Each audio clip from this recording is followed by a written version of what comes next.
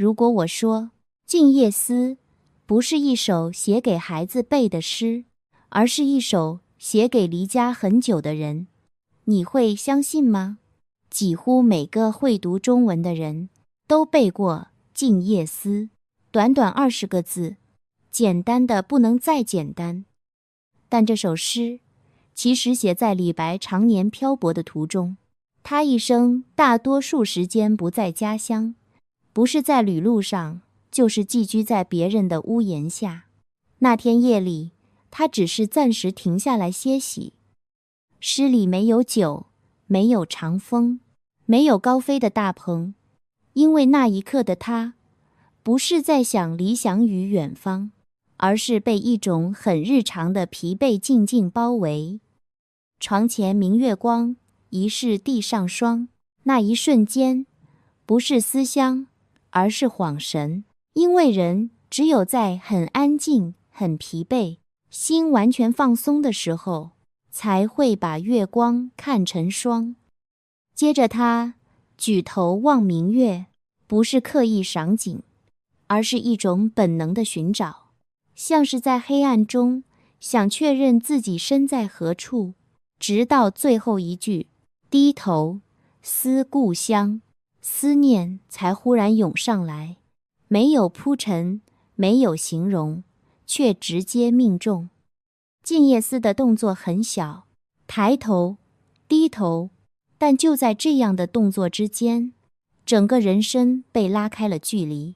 这不是壮烈的孤独，而是一种身在他乡的清醒。他知道自己离家很远，也知道这条路还没有走完。与月下独酌不同，静夜思的孤独还有方向，他知道自己想回去哪里。正因为如此，这首诗能被记住，被反复背诵，因为它不是一个诗人的孤独，而是几乎每个人都经历过的夜晚。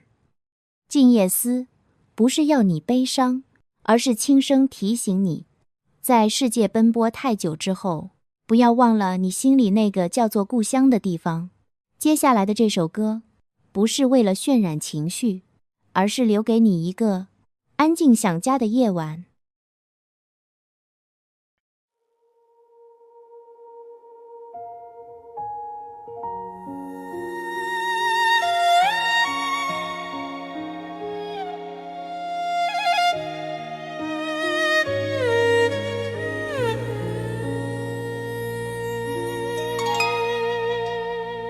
天上的月悄然放光，桌上的灯轻轻摇晃。明月啊，远方的故乡，是否也向你仰望？窗前明月光，疑是地上霜。举头望明月，低头思故乡。天上的月悄然放光，桌上的灯轻轻摇晃。明月啊，远方的故乡，是否也向你仰望？